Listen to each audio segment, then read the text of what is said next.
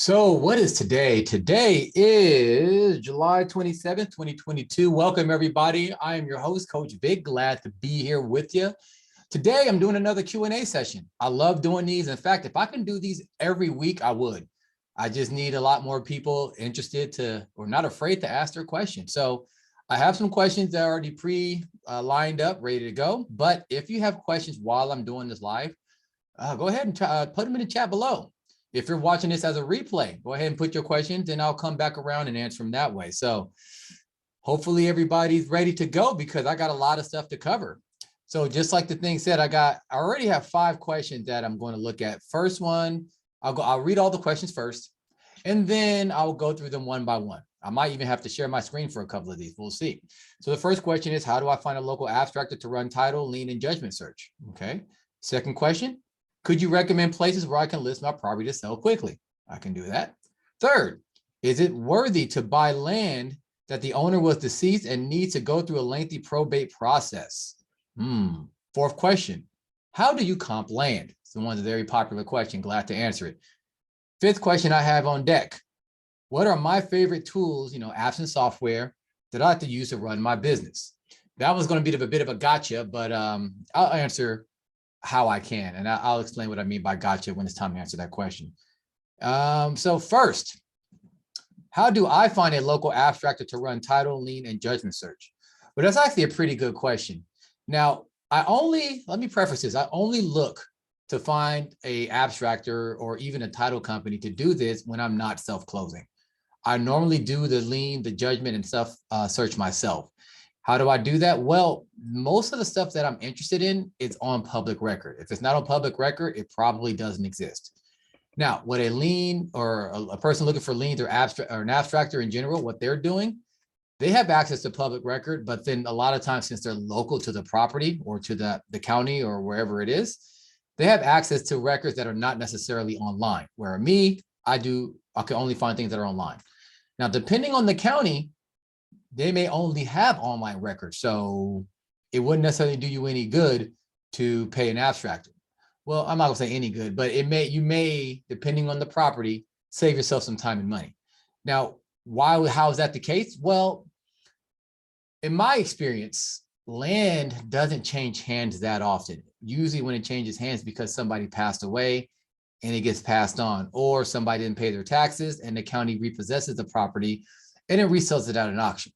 So unlike a house where, people buy and sell the house often, there's a lot of things that happen. People see the inherent value of having a house. So, people don't just not pay their taxes if they can. People don't forget about houses that they have. They make sure everything is, taken care of to at least the best of their ability. Land is different. So you don't see a lot of it changing hands. Now, how do I find an abstractor? Well, honestly, I just do a Google search and just call around. For me, it's no different than calling a plumber or finding a plumber or something like that in my local area. Do a Google search. I search for the county. Sometimes I do the town, especially if the town's a little bit bigger. And then if the town doesn't have any results, I'll do the county. And usually every county has at least a couple because they need that for their own public records. Now, if you only have one abstractor or one person, then it is what it is.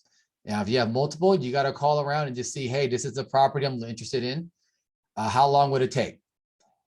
If you can't find an abstractor, by typing in abstractor in Google or whatever it is, then you got to go through a title company. You'll find an abstractor that way. A lot of times the title company would just find an abstractor or have one on deck that they give all their assignments to, and then they just handle everything, which is good and bad. One, they're trusted and practiced and all that. But on the other hand, if it's from a title company, they could be tied up doing a lot of the other work for people who came before you, the different, closing things that are happening before you. So that could hold you up a little bit.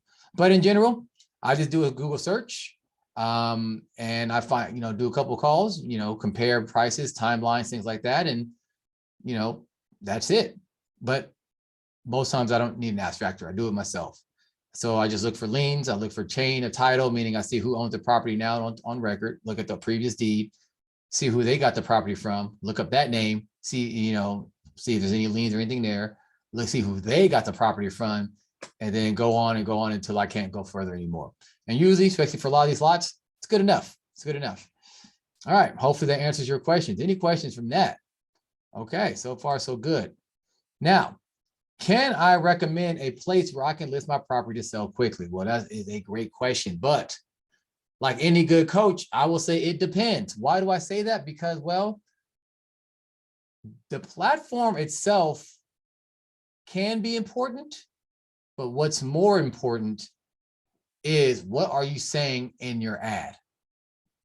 Because it doesn't matter. I could have the platform with the most reach, the most eyeballs, the most hungry buyers, but if my ad is terrible and my pictures are bad, I'm not going to get a lot of interest. So before I even tell you about the different platforms I like to use, and none of them are really that big of a secret, understand that your ad copy got to be on point and your photos got to be on point.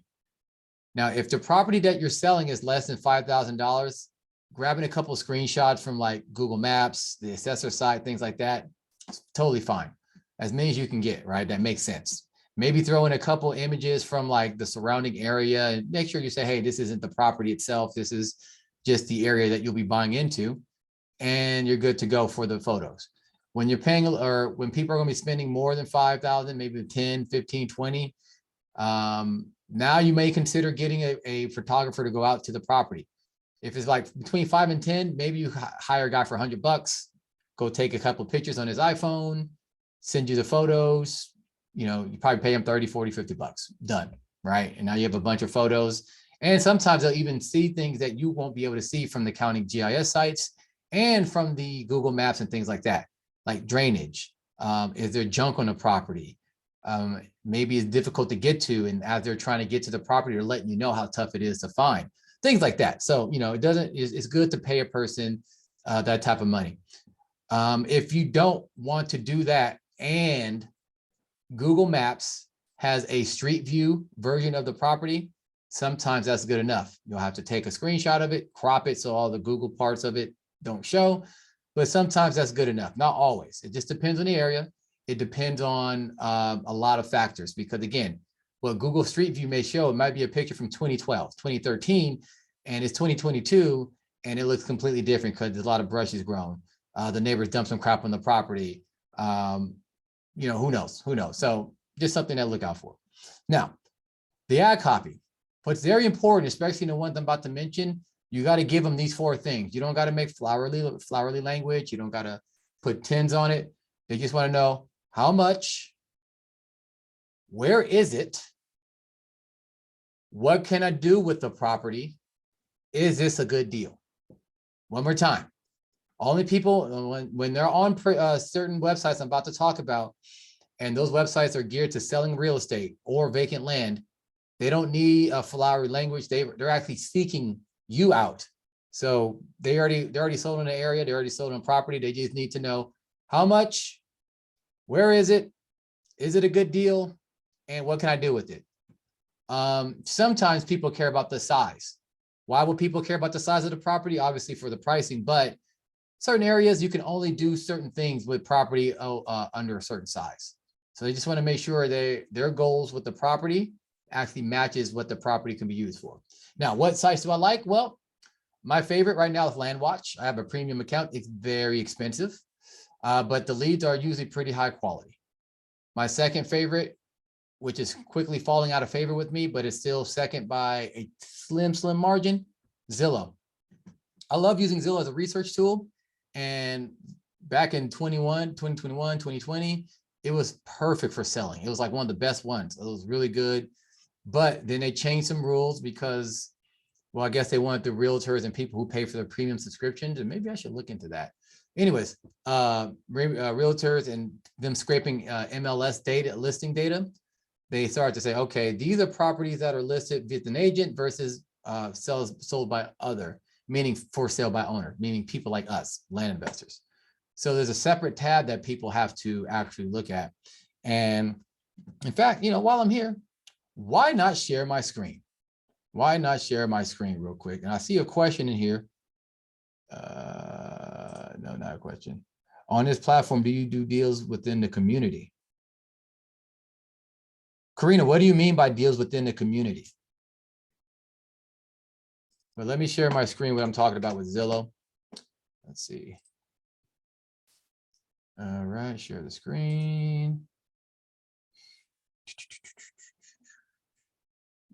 hold on.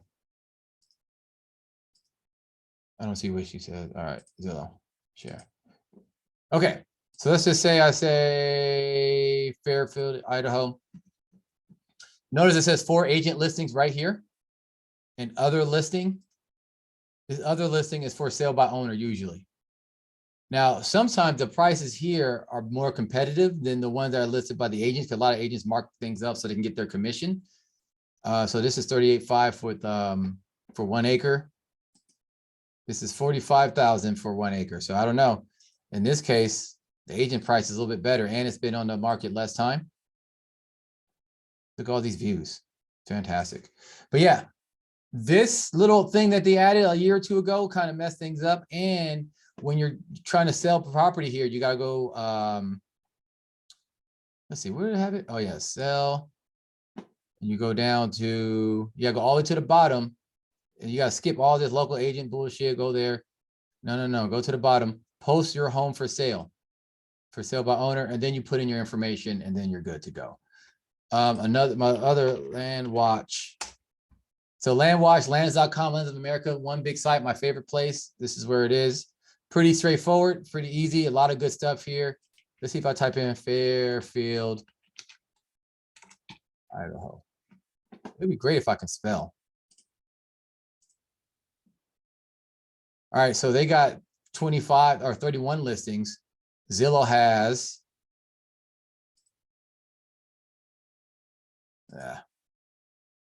5. Obviously, the big land players are here, but then you can also buy stuff without, but you can take stuff. I don't want stuff under contract. And I don't want any, I just want undeveloped properties. Right, so you can see, okay, 12 listings, they're just vacant land.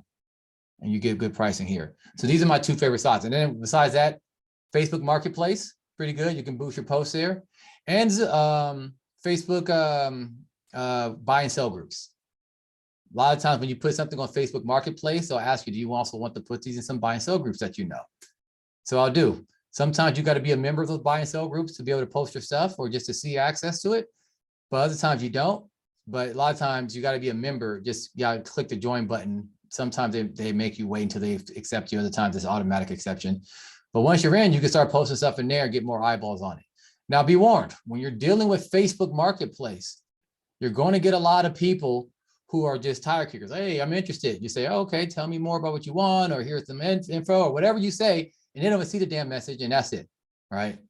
Other times people are more serious, but you just got to make sure you sell it. Now, when you are doing on Facebook Marketplace and things like that, you can't just say the who, how much, all that stuff. They want a bit of a story. Because again, people don't come to Facebook to buy property. They go to Facebook to talk shit about politics and mess around with their friend and look at cat videos and things like that.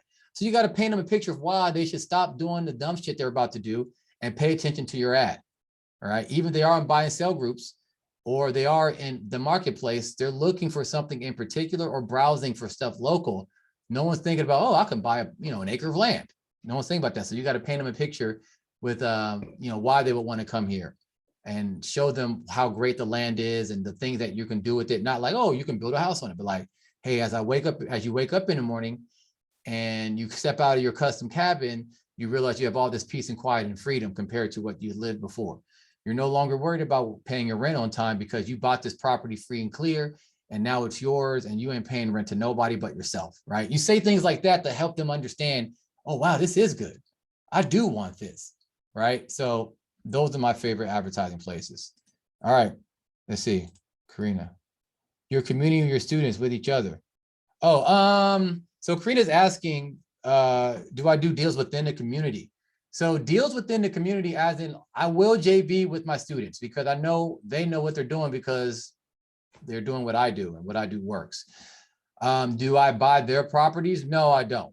But we will JV. We'll put some money in toward the property, and depending on the split, would dictate how much of the share we get when we finally sell.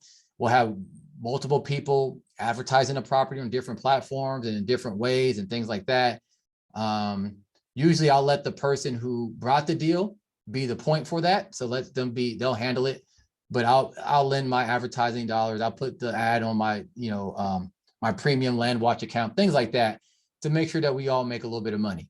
there's many times where I don't be involved, and there's, guys in the group, they just kind of link up themselves, and one guy may fund the deal, and then they'll just let the other student handle it, all that good stuff. So hopefully that answers your question, Karina. Let me know if that answers your question or not.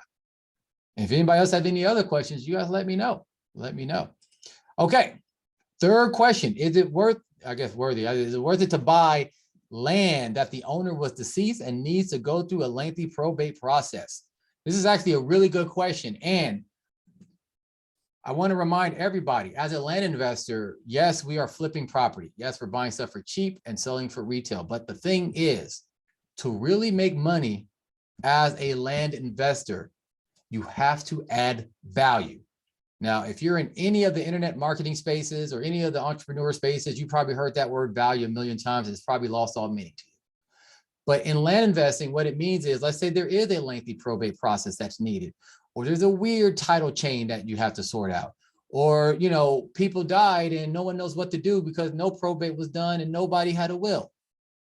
You're going to add value by navigating these people through the process. You're going to add value by paying back taxes. You're going to add value by taking something off of their hands.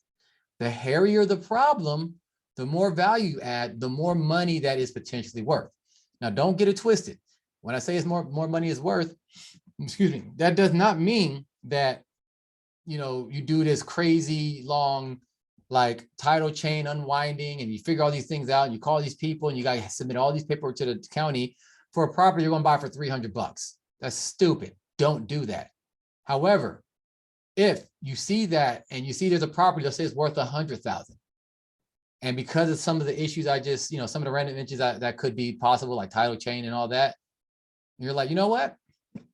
I'll figure it out.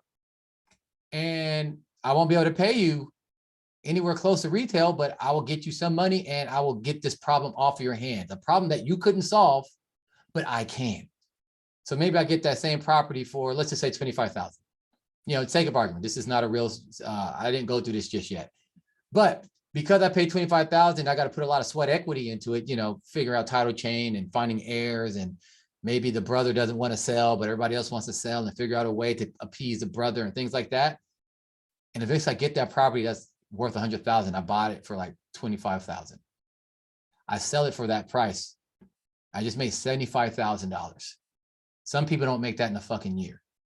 But because I'm willing to add value to the property, I just made more money in one deal than I did a year. Now, am I going to just do this deal and put everything else to the side? No, this deal is going to be working in the background. And as I hire different people or call different, lawyers or title companies or whatever it is, I'm still doing my day-to-day stuff, the smaller deals, the medium-sized deals, things like that, as I'm making this happen. So to answer your question, absolutely is worth it. Now, if the property is going through probate, then there's nothing you can do, because you got to wait till the court finishes their proceedings, and that can take months.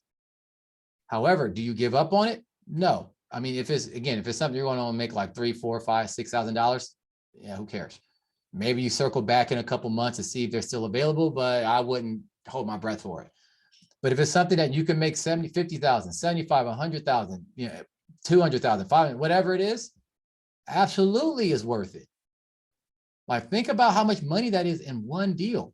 And again, because of all this long back and forth and the slowness and the frustration, the likelihood of you getting that property for super cheap goes a lot higher.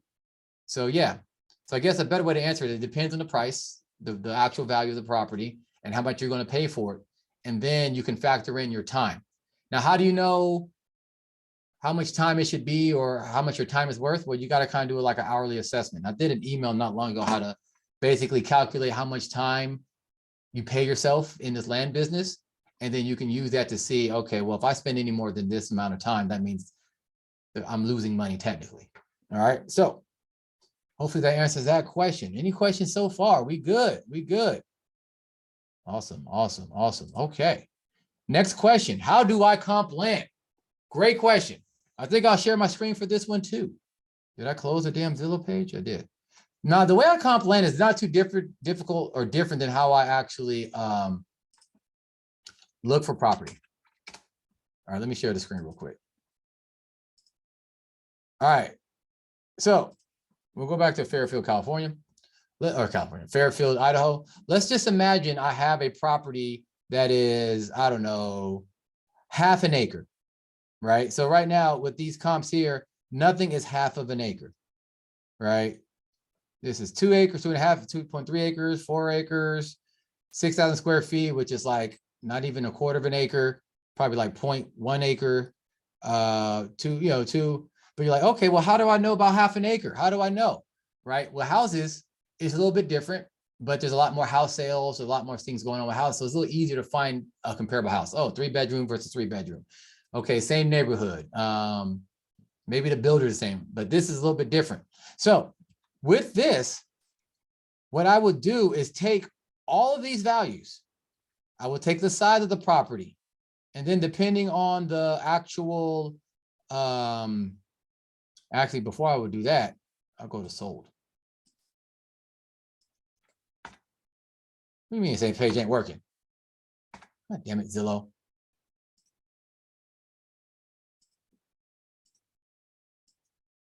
Zillow be tripping sometimes.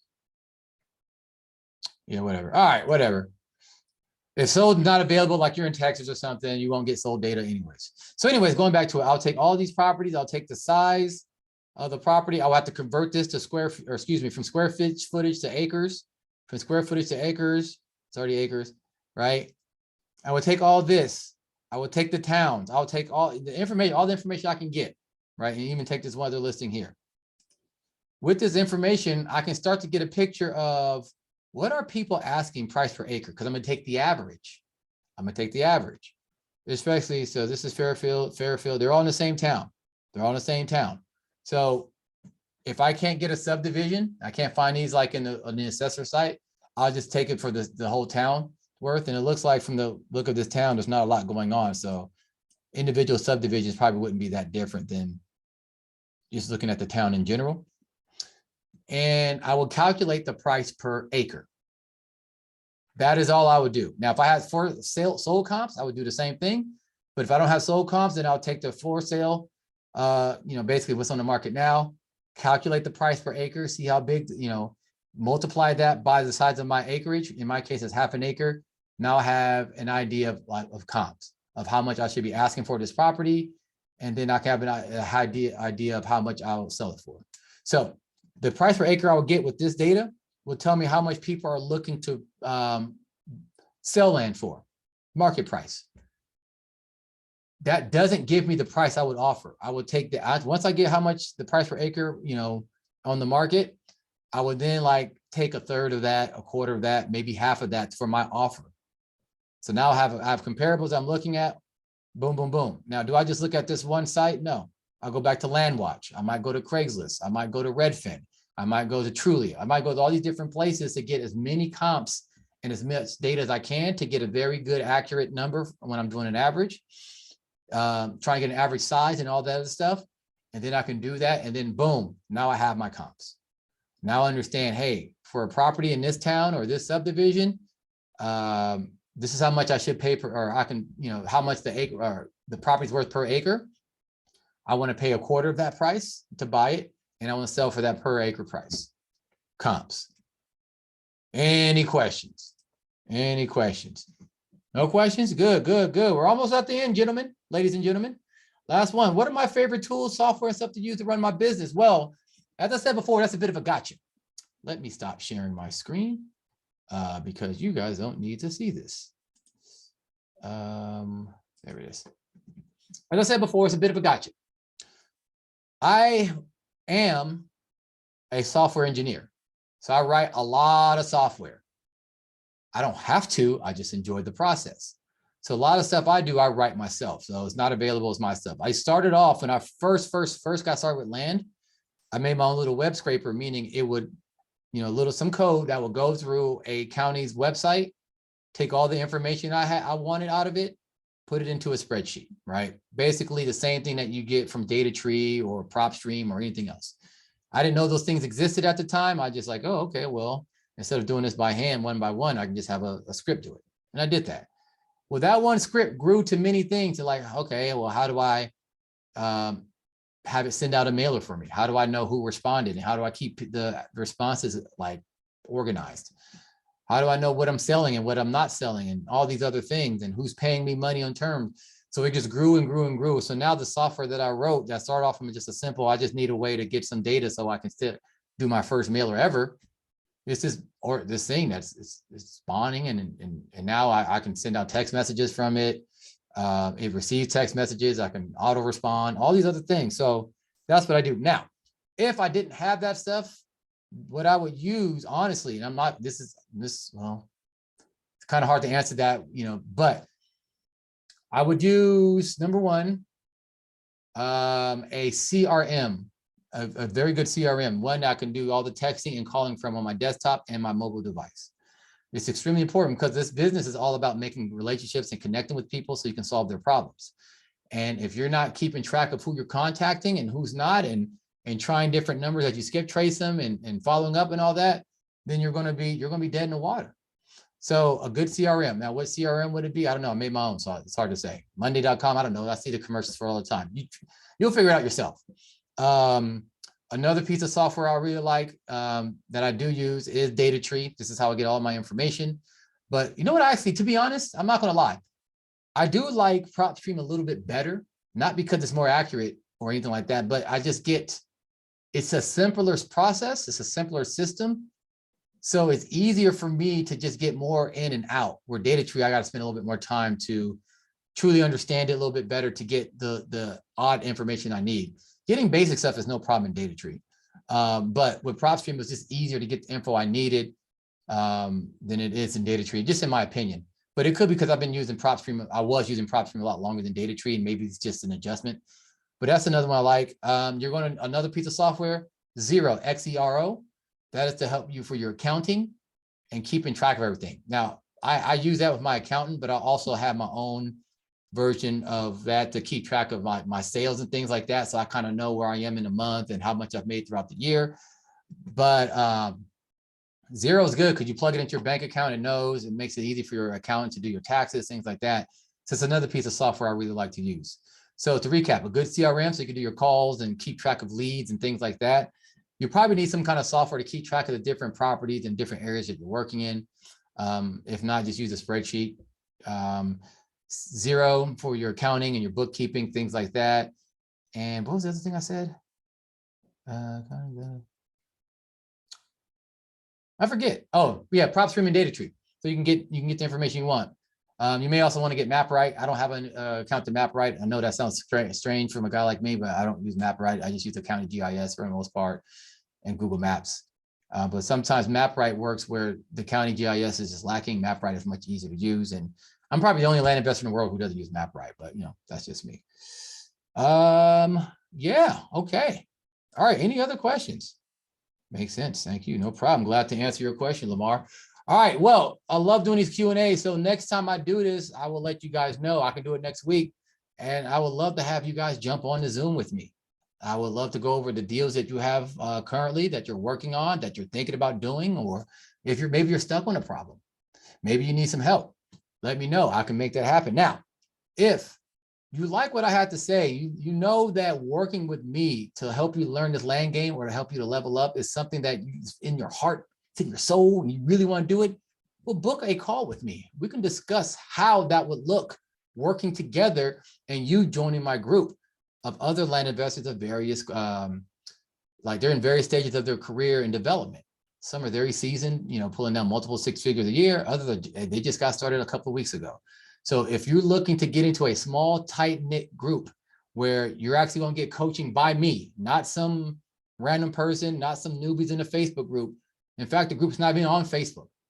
My group is off of Facebook to keep the distractions at a minimum and keep our stuff private.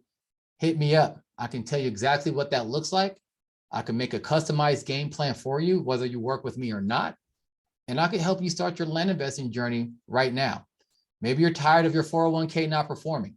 Maybe you've gotten into crypto and you see how it's been cratering and you're like, why did I jump into the hype?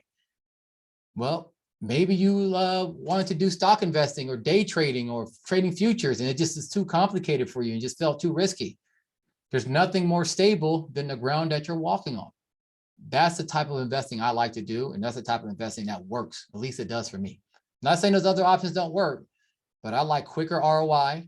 I like higher ROI, and I like a lot more stability. Hey, at the end of the day, you buy a property and nobody buys it, you still have property. You can live on it, you can use it, you can blow it up. It's yours. What are you gonna do with the fucking Bitcoin that no one wants anymore? All right. So that's just it. You have any questions, hit me up. I'll be glad to answer anything in the comments, whatever. But hopefully you guys enjoy the rest of your good day. Peace.